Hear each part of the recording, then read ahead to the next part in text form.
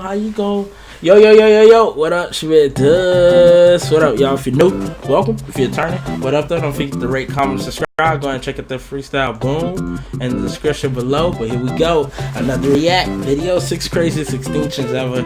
Obviously, I'm gonna assume, I don't know if they gonna talk about, the man-man and the saber-tooth, just stuff from the Ice Age, or maybe just certain stuff that's died, that, was alive, whatever. That's it. Over 99% of the animal species that have ever lived are now extinct, and sometimes an event occurs causing changes so drastic that most species are completely wiped out within a short period of time. So here are the 5 most incredible mass extinctions ever to occur, and a look at whether the 6th might be happening right now.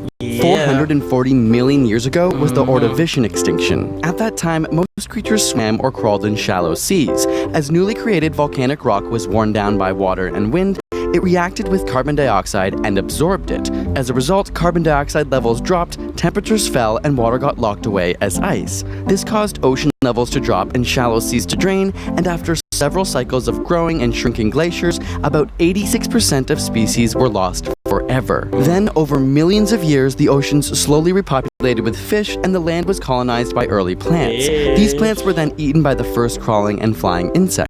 Then, 374 million years ago, these new plants contributed to the next mass extinction. The plants absorbed enough carbon dioxide to create another round of global cooling. They changed soil, causing nutrients to wash into the ocean, creating enormous amounts of algae which sucked up oxygen. More than half of the ocean species essentially choked to death, although somewhere in the world, a small family of fish with foot-like fins and lungs managed to scrape by. Over the next 100 million years, these creatures would evolve into amphibians, reptiles, and nearly all modern land animals. 250 million years ago is the Permian extinction, the single worst mass extinction in history. 70% of life on land and over 95% of life in the oceans was wiped out. Billions of tons of volcanic gases destroyed the ozone layer, and the average ocean temperature hit 40 degrees Celsius, which is hotter than most hot tubs. Acid rain fell all over the planet, devastating life on land. Life had only 50 million years to recover until the 4th mass extinction came. At this time, early small dinosaurs roamed the land. A huge volcanic rift opened in the middle of the planet, eventually splitting the Americas from Europe and Africa and forming the Atlantic Ocean. The volcanoes spewed out carbon dioxide, increasing temperatures and killing about 80% of the species around at that time. Yet in this newly emptied world, dinosaurs did extremely well, and during the next 135 million years, they grew to become some of the largest land animals the world has ever seen. But all good things must come to an end. Many scientists believe that the extinction of dinosaurs was caused by an asteroid the size of a small town crashing into what is now Mexico's Yucatan Peninsula. The impact shot millions of tons of dust into the atmosphere, blocking out sunlight and spelling an end to all large dinosaurs. The small ones that survived evolved into birds. The world was now primed for a small, scuffling rat-like creature, the ancestor of all modern mammals. Within 50 million years, its descendants, from wildebeests and whales to horses and us humans, have diversified and grown to dominate nearly every available environment on Earth. So where does that leave us now, 65 million years later? Well, human dominance of Earth has led to big changes too, except the changes of today are happening over decades, not millennia. Carbon dioxide levels implicated in so many of the past extinctions have climbed at least 25% in just the last 50 years, almost no time in geological terms. In addition to climate change, we've exterminated hundreds of species by hunting, fishing, habitat destruction, and pollution. It's been estimated that the current species extinction rates are between 100 and 1,000 times higher than the natural background rate, and that if all the species that are currently threatened by declining populations actually do go extinct, we may reach the level of a true mass extinction in just a few hundred years. And while all the mass extinctions of the past have had some survivors, it's worth remembering that the creatures at the top of the food chain are usually hit the hardest. We may just be setting the stage for history to repeat itself and for some small, unexpected organism to replace us as the planet's dominant form of life. Curious about the coolest animals that existed during these mass extinctions? Check out our new video, 5 Insane Creatures We Wish Still Existed, over on our AsapSCIENCE channel, which explores some of the neatest and most absurd creatures through history that are no longer with us. There's a link in the description for that video. And subscribe for more weekly science videos. It's so funny to me.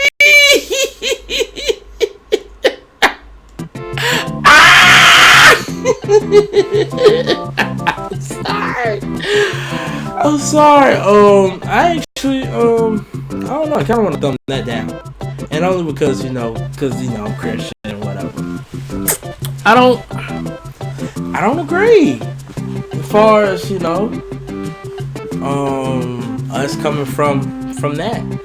I mean, that's not what my Bible says. So if I believe in the Bible, but I don't know, man.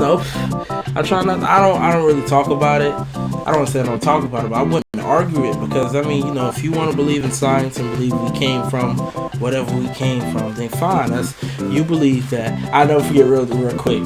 I don't forget what was the group. I used to do like a little youth group where one of the boys was asking, cause when you come to God, you always have questions, and one of his questions was, "Hey, you ever think? Cause the evolution of monkeys. We come from monkeys. You ever think a monkey?" evolves, I guess, to a human, and then comes out of the wilderness and like, yo, I made it. What? It was just funny to think about that. Like, you know what I'm saying? Like, like the monkey literally was a monkey 8 years ago, and now he a grown man, and he like, yo, I made it. Now I used to be making that was funny, man. I mean, that might not be funny to you, which is fine. You had to be there, but it's just funny. But I had to thumb it down. It's not personal. I just don't agree.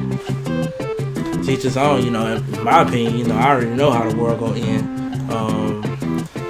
My thing is, though, everything the Bible is saying is happening. Like, it's not like it's not happening. You know what I'm saying? I get it. You may not want to believe in the Bible because let's say no sex before marriage. I get that. I had sex before marriage too. I get it. I gotta talk to Jesus about that too. Like, hey, I gotta put Jesus to the side. Like, right when I go to God, I'm like, Jesus, come here, Jesus. Like, kind of huddle up.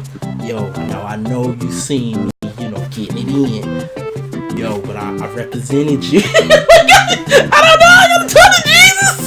Cause I got to. But no, on the real, like. Everything the Bible says, it proves itself right, and the reason why I believe in God so much, not because of the miracles and everything. That's great, but it's because the biggest message in the Bible. Don't get me wrong, a lot of people get it twisted. It's just loving on each other. It's not saying be a sucker. No, I'm not saying that. Don't get me wrong. I'm quick to say no to someone begging me for money. I'm not just finna give you money. That doesn't help. See, and people get the wrong idea. Oh, you're supposed to be helping. That's love. That's not love. Remember, tough love works too. If I keep helping you do something, I'm not letting you learn. I'm not letting you grow. I'm not letting you experience. Sometimes I gotta let you fall, bust your nose, and then get up with napkins ready to help you up, help clean your nose, get you a Band-Aid. But you had to bust your nose first. I can't keep stopping you from busting your nose because you might have to experience busting your nose so you don't trip again.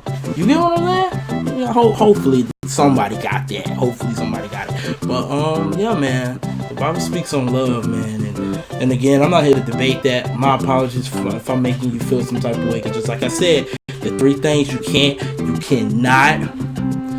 force or argue about is politics, religion, and battle rap. I'm gonna keep telling people this. You can't do it. Like right now, shout out the Angry Fan movement. I'm actually post this in there if they see it. Shout out to y'all, Angry Fan. If anybody actually click it, because most people don't even click the link, which is understandable. Or most people are not even here right now, which is cool. But whatever, I'm just posting it. Whoever click it. But anyways, I'll be seeing people, keep queuing, just crying. Or just, kind of spazzing out about, oh man, people bias and you're not a real fan if you ain't do this, if you ain't do that. Everybody has an opinion, whether they seen one battle or 100 battles. Their opinion matters too.